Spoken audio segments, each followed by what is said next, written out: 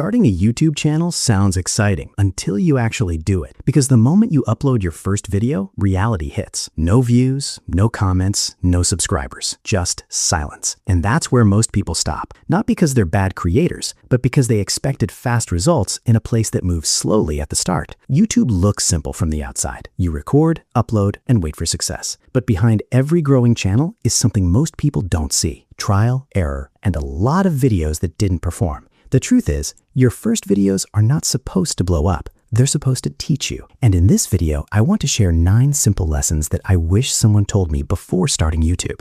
These aren't hacks or shortcuts. They're basic truths that actually help you grow over time. Lesson 1, don't measure success too early. Your first videos are not a test of your potential. They're just practice reps. Judging your channel too soon is like judging a book from the first page.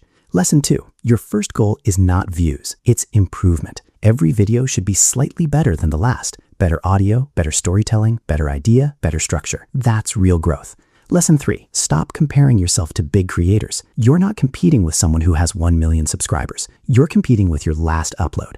Lesson 4, keep your content simple at the start. You don't need complicated edits, effects, or cinematic shots. Clear ideas beat fancy editing when you're beginning. Lesson 5, consistency matters more than motivation. Motivation disappears, consistency stays. Even if a video doesn't perform, the next one still needs to come. Lesson 6, learn from what works, not what sounds cool. Pay attention to videos in your niche that actually get views. Study them, not to copy, but to understand what people respond to.